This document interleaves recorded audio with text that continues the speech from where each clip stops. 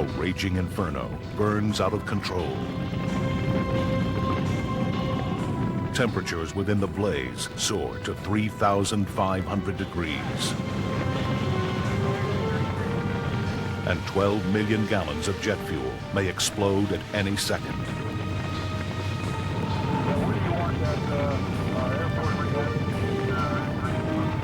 At Denver's Stapleton Airport, 2 of the 12 fuel tanks have already shattered, and 2 more are engulfed in flames. It's a night Fire Chief Richard Gonzalez won't soon forget. It looked like a hydrogen bomb exploded. That's what happened that night. That scared the hell out of everybody. Chief Gonzalez realizes that if the fuel supply isn't shut off soon, the entire depot may blow up. But the shutoff valves are in the middle of the blaze.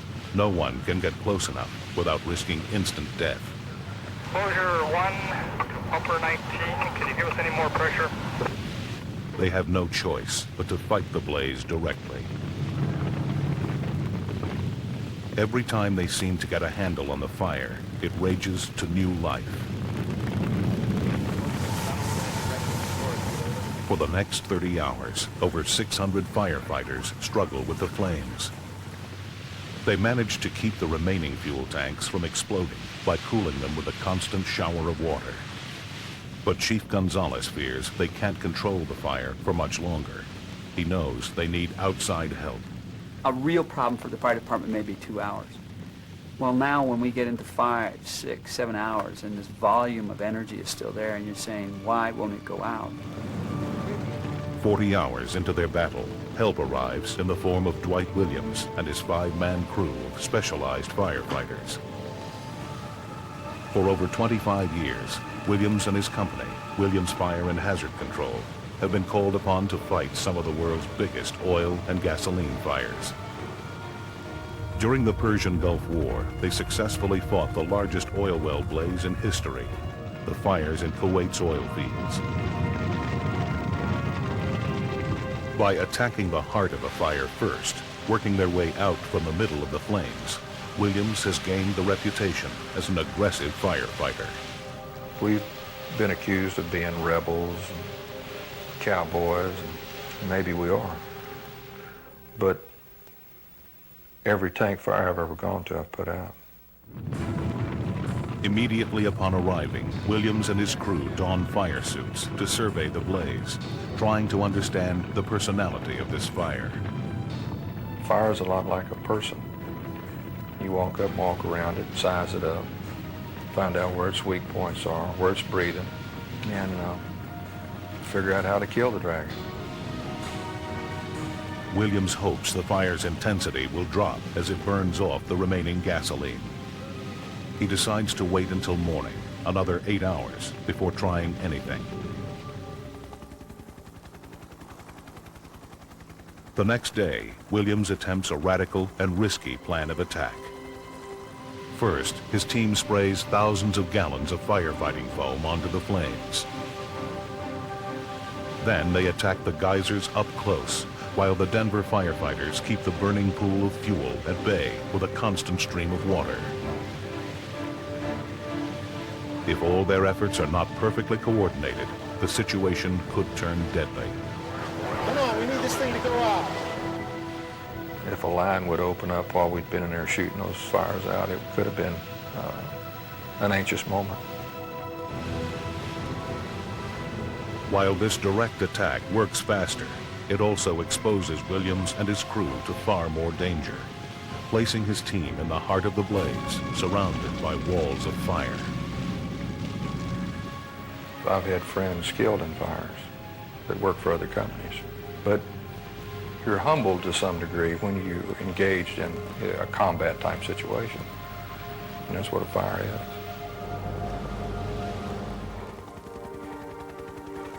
As Williams' team pushes straight into the fire, local firefighters poured 28,000 gallons of foam and used 56 million gallons of water on the searing blaze. After burning for nearly 3 days, Williams tames the beast in just 45 minutes.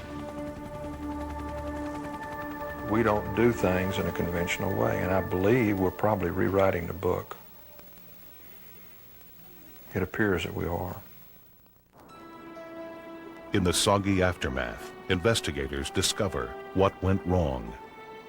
A lack of maintenance allowed an aging fuel pump to spring a leak. When friction built up within the damaged pump, it sparked and ignited the fuel. The result? Damages of over $20 million and the loss of 3 million gallons of jet fuel. Still, the aggressive style of Williams and his firefighting team saved over 9 million gallons of jet fuel. And by watching them, the Denver Fire Department now knows how to respond to such a disaster in the future. I think in the long haul it was probably the wisest thing to do was to find help. Sometimes things are beyond your capacity, no matter how superhuman you might think you are. At Denver's new international airport, a similar inferno is unlikely to occur.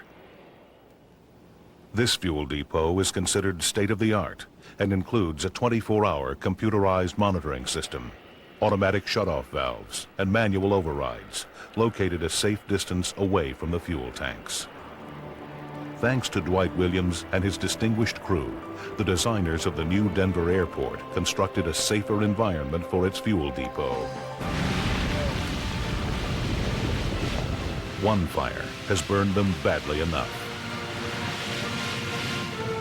By coming face to face with this raging inferno, Dwight Williams and his men once again tame the explosive forces that fuel our world.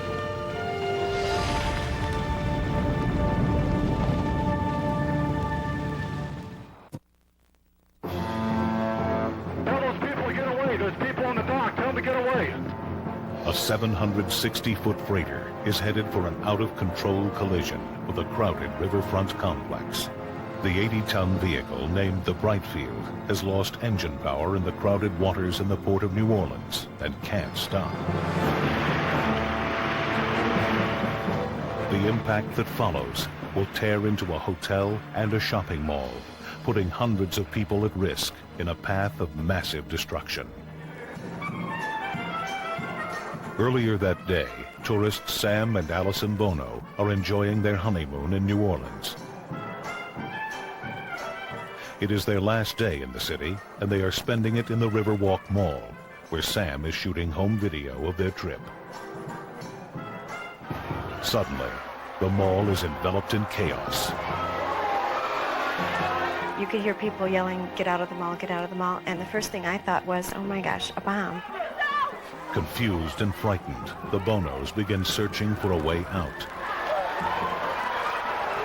From her position on the mall's top floor, cooking instructor Susan Murphy sees what is about to happen. I heard a horn blow from a ship, and I looked up and saw the ship coming right for the Riverwalk. The Brightfield is now only 3 minutes away from slamming into the shore. Frantically, the pilot radios a warning to the Coast Guard. Another Governor Nick, I just lost my engine. Alert everyone in the harbor to watch out. The crippled freighter careens not only towards the Riverwalk Mall, but also a cruise ship, a packed hotel, and a casino boat jammed with gamblers.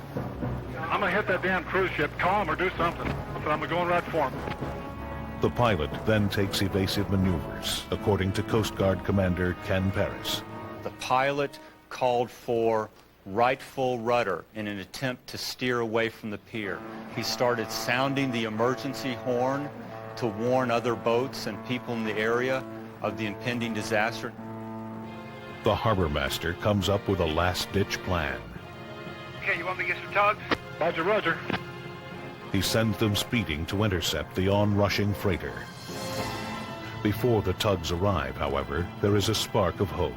The Brightfield's crew finally manages to restart her huge diesel. They throw the engine into reverse. They did what a crew would be trained to do. The process just took too much time. Moments before impact, in a desperate attempt to further slow down the ship, the pilot drops 2 10-ton anchors. As this footage clearly shows, the maneuver turns the ship, averting a catastrophic head-on collision. With its horn blowing, the Brightfield comes barreling into the dock. Tell those people to get away. There's people on the dock. Tell them to get away. The first thing hit is the Hilton Hotel and a parking structure. The freighter has already torn up over 200 feet of the riverfront when it reaches the mall. Instead of running away, Sam Bono runs out onto the dock with his camera.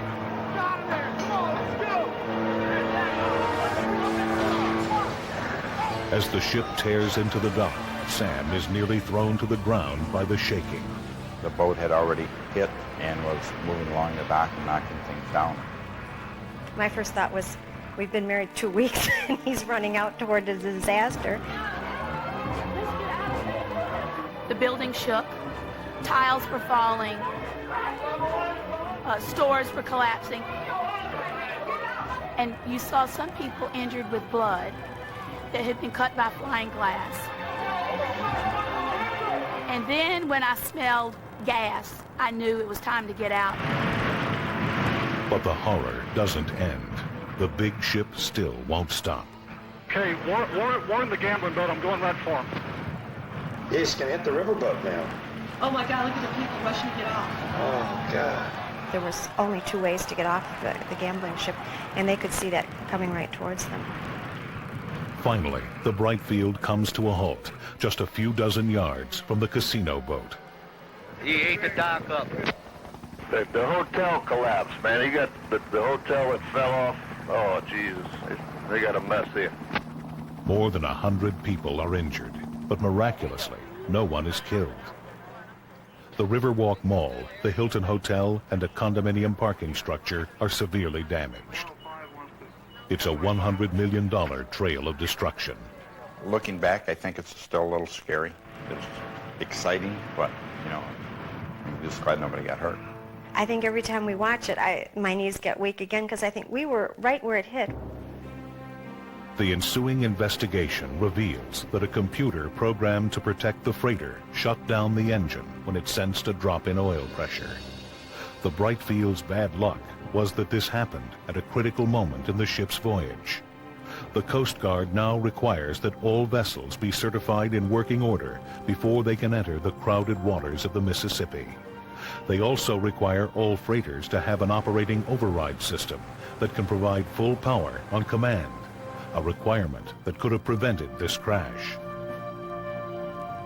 But the Coast Guard and other Mississippi River pilots credit the Brightfield's pilot with averting even greater damage and potential loss of life.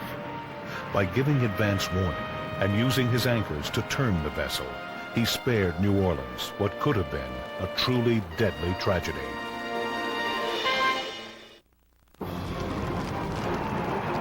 A fast-moving fire has erupted in the hills above Oakland, California.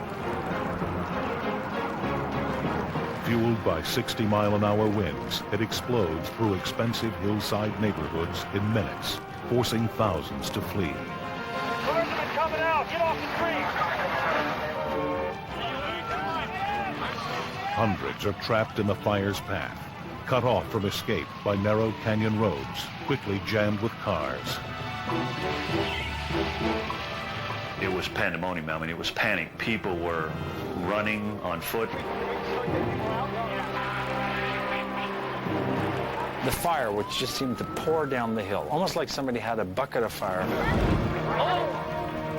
It didn't matter which way you looked, left or right, up or down. I mean, the flames were all over.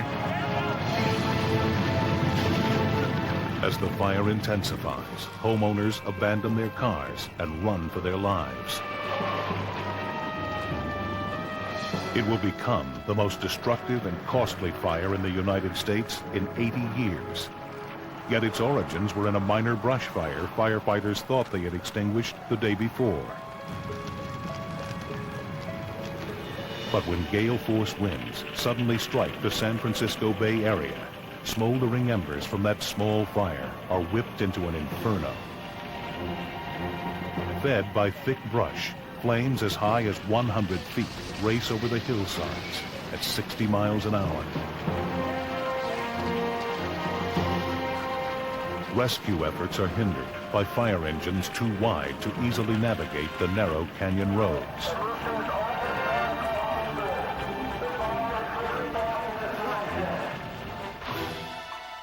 menacing plume of smoke turns daylight into darkness and conceals escape routes from Dr. Jan Corwin and his family.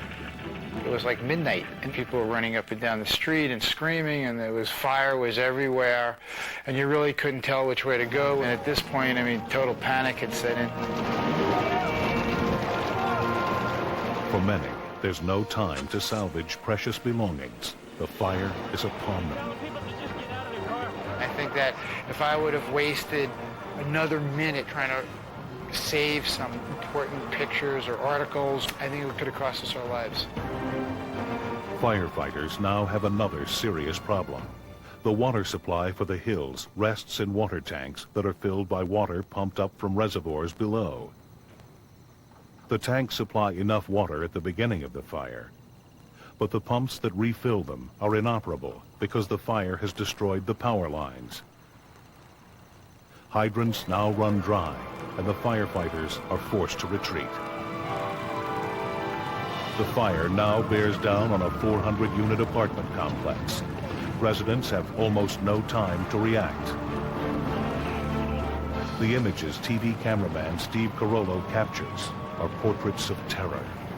People were frightened, people were scared, and I'd never photographed that kind of fear before. In the pandemonium, Carollo notices a young boy all alone. He is scared and lost in the inferno until a volunteer guides him to safety. The images were so compelling that I kept walking in, and it just became more and more fascinating to look at. The fire hits the apartment complex with such overwhelming fury that firefighters retreat, hoping to contain the flames elsewhere. While videotaping, Carollo gets trapped in the thick smoke and has to use a fire hose as a lifeline. I just kept the camera rolling as I ran along a fire hose, because I always figured if I followed a fire hose, I would eventually end up at a fire truck or at a fireman. The hoses lead him to firefighter Larry Rosso. My God, I've never seen anything like that!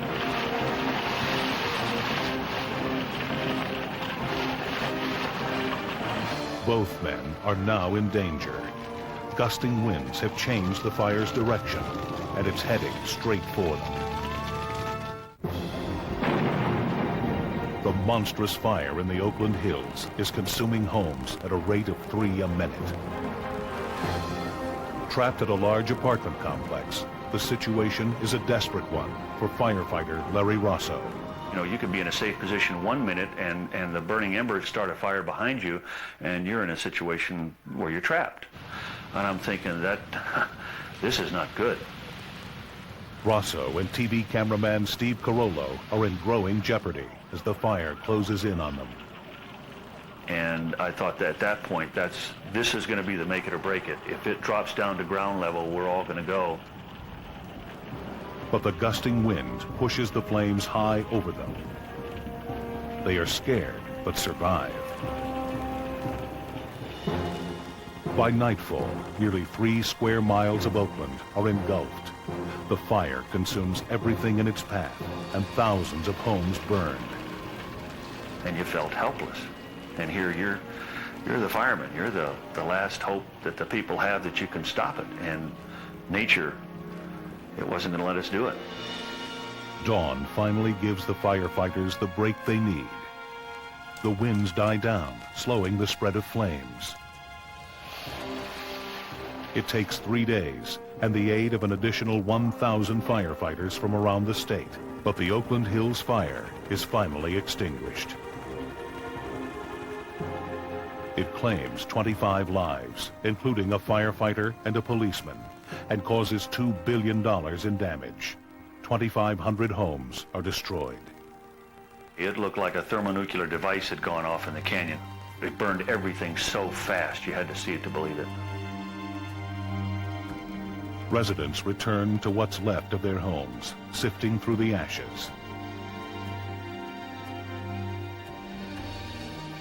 Neighbors comfort one another. The tragedy brings families like Dr. Jan Corwin's closer together. We tried to make it a learning experience and trying to apply, trying to be thankful for every day that we're alive and appreciate that we didn't get burned, killed, or maimed. In time, most homes will be rebuilt. And Larry Rosso will work to ensure that the fire has a positive legacy, that people know how to help prevent similar disasters in the future. Dry brush is now cleared away regularly. The Oakland Fire Department has smaller vehicles that can navigate the narrower canyon roads, allowing them to respond where they couldn't before. And the power lines that feed the reservoir pumps are now buried underground, safe from fires. Still, there was a lesson in all this. Those who choose to live in a wooded, mountainous area to escape the city should know that wildfires are a part of their new environment. In this case, learning that lesson came at an extremely high price. Two men clung to the back of a cement truck as it swept downstream in a raging flash flood. Pulled along at over 30 miles an hour, the 25-ton truck is an unlikely life raft. On board, Jose Nunez knows they must hang on no matter what. If the truck were to roll over, we were going to be in big trouble because the water was just rushing too fast. With the cement truck on a collision course with the support pillar of a bridge, the two brace for the impact that could throw them into the surging water. Each year, over 100 people are caught in the Los Angeles River, which is one of the most dangerous waterways in California. Most are unaware how quickly the water level can change. With a heavy rain, the river becomes one of the fastest running rivers in the country. It is short and steep, dropping nearly 900 feet during its short 51-mile route from the San Gabriel Mountains to the Pacific Ocean. In the 1930s, serious flooding left hundreds dead in the Los Angeles area. To prevent that, the natural channels were lined with cement to control the flow of water to the sea. As a consequence, the new LA River became little more than a flood channel, capable of sending dangerously swift waters rushing through the city. Just a few inches of rain in a short period can turn a tiny trickle into a churning torrent. But the riverbed is nearly dry the day Nunez and Mark Zarbis are there, pouring cement underneath an overpass, till a storm hits miles to the north. Within minutes, a deadly wall of water engulfs them. Then I saw this huge wave with lots of trash in front of it. Within 5 seconds, the water was probably 6 feet high. Their 50,000-pound truck is easily lifted off the ground. I couldn't believe it. I never imagined that that truck, with all the weight that was in it, was going to be able to be up and the surface as it did, because we were floating. Alerted by onlookers, the sheriff's department dispatches a rescue helicopter. Moments later, the cement truck slams into the bridge. The truck is now pinned by the raging waters. I remember Mark asking me what's going to happen, and I told him that, let's just pray and hopefully that everything will be okay. Paramedic Rick Hernandez knows that time is running out. If the men fall into the water, they may be lost. They were obviously afraid because this water was really bouncing that cement truck around, and these guys thought that was the end of their life for them. The web of power lines crisscrossing the river makes the rescue attempt hazardous. But the helicopter pilot, Dave Martin, cautiously maneuvers into position. It looks tight, but we deal in feet and inches when we get close to an object. You go in and you use your knowledge, your skills to effect a rescue, so getting scared is not an option. Hernandez is lowered down to the trapped men. Before he has time to set up, Nunez jumps towards him. I was just kind of confused and desperate. So when he came down, he was telling us to settle down because we were kind of afraid up there. We just want to get out of there. the thing that I didn't want to do was lose them in the water, and I didn't want to fall in the water. Finally, Hernandez is able to calm Nunez down and strap him into the safety harness. But he realizes Zarbis is just as scared. Afraid the man may fall into the river, Hernandez sends Nunez up alone and stays on the truck with Zarbis. It was just important for me, I thought, to stay down there and keep them calm and to show them that, they're not going to be left alone, and that I was going to bring them up to safety. His decision to stay below is risky. Hernandez knows that 1/3 of all LA River victims are would-be rescuers. With Nunez safely aboard, Hernandez quickly rigs himself and Zarbis to be hoisted up. But there is not a moment to spare. After 20 minutes in the raging waters, the truck is beginning to slide off the support pillar. I can feel the water kind of pushing the cement truck up and down. I just blindly turn around and I'm yelling at the guy to, to hang on. At a signal from Hernandez, the helicopter hoist slowly lifts the two men off the cement truck. They dangle precariously above the flood-swollen river before inching their way into the safety of the chopper. Nunez and Zarbis are wet and cold, but unharmed. Their ordeal is finally over. They were very, very lucky, and they were scared, and all they want to do is get off that cement truck. The rescue is an example of why Los Angeles County's Swiftwater Response Task Force is considered among the best in the world, and they need to be. In the 10 years prior to the creation of the Swiftwater Response Task Force, the LA River claimed 6 people per year. Each member of the task force completes 1,500 hours of training annually. In the first 5 years after they were formed, there has been a 50% reduction in lives lost. We all enjoy doing the job well done. We really enjoy that we can make a difference in somebody's life. These guys are always going to be my heroes. I think I was born again. God gave me another opportunity now. I'm going to take advantage of it. It's nice to have second chance. Having experienced the awesome power of the LA River firsthand, Jose Nunez is sure never to tempt Mother Nature again. And he has simple advice for others. Never underestimate the potential of a few raindrops.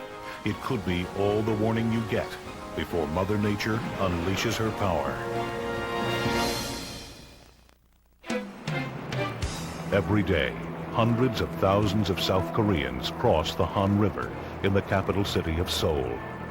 During peak commute hours, 17 bridges are packed with bumper-to-bumper traffic.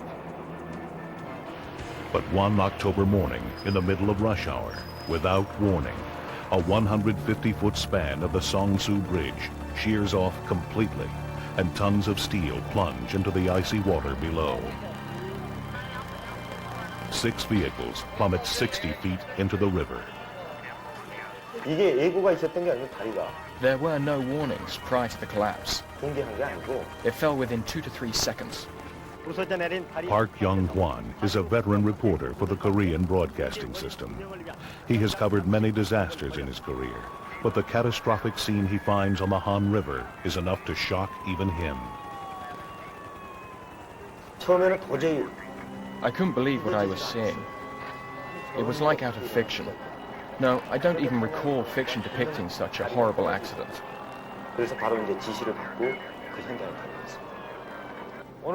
Young gets to the bridge before rescue workers. The scene is grim.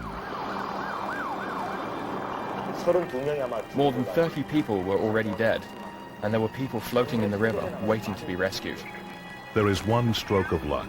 Among the 6 vehicles on the collapsed bridge is a van full of soldiers on their way to receive military decorations. 그 차가 보온보차였는데 뒤집어지질 않았어요. 그래서 Amazingly, the van landed on the tires, which absorbed the shock. Those combat soldiers were the ones rescuing people. They took off their clothes and used them as ropes to pull people out of the river. 그걸 던져서 구조하기도 하고. When the first rescue team arrives, 30 minutes later, almost every survivor has been pulled out of the water by the soldiers. 또 10명이나 됐고 생존자. It was unbelievable that the soldiers survived their fall. But we should be thankful. Had it not been for them, more people would have died. Others are not so lucky. City bus number 16 lands on its roof, crushing many of its passengers. including 8 young girls on their way to school. 그분들이 아침에 출근길에 Those people obviously could not have imagined the bridge they cross every morning could collapse within a few seconds. It was irrational, unreasonable, senseless. 어떻게 이런 일이 있을 수 있을까? 그런 생각을 많이 하죠. At the hospital, families wait for news of loved ones. For many, what they hear is tragic. 32 people die, and 17 more are seriously injured. Over the next few days, divers comb the waters of the Han River for clues to the collapse of the 15-year-old bridge. They search through the submerged girders, cable supports, and crumbled concrete. Finally, they find the key to the disaster. This telltale piece of metal girder. On it, investigators see evidence that a flawed weld crumbled apart. After rusting through, the weld broke at a key support point. This triggered a break at one end of the bridge section. 3 seconds later, the other end of the section pulled free, and the entire section fell down into the water below. Since the Han River was only 12 feet deep, the section of the bridge actually hit the muddy bottom, tossing some cars into the water, bouncing others, and overturning the school bus. Bridge engineer Chuck Syme says even a tiny crack can cause an entire system to fail. It is an engineering lesson so basic it can be demonstrated with a piece of paper. We try to tear it. It has some resistance to it, but we all learned very early, if we wanted to tear paper, we introduce a slight flaw, and then it tears very easily. So one bad weld at a key point was enough to initiate the collapse of the Seongsu Bridge. When their report is finished, investigators also cite faulty construction, poor maintenance, and a corrupt inspection system as contributing causes of the collapse. The scandal forces the mayor of Seoul to resign, and 15 city officials and construction company employees are arrested. The Seongsu collapse was a man-made, avoidable disaster. It was a senseless massacre and a nightmare for those that died and also for the families. They will never forget or forgive. For months after the tragedy, the feeder ramps to the old Seongsu Bridge stand as a sad memorial to the lives lost there. But nearby, a new vision for the future is already being built.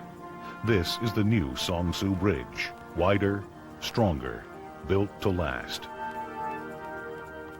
Its massive piers dwarf those of the old Seongsu Bridge. Its reinforced steel girders stretch out across the waters of the Han, spanning the painful gap between a tragic past and what South Koreans hope will be a safer future.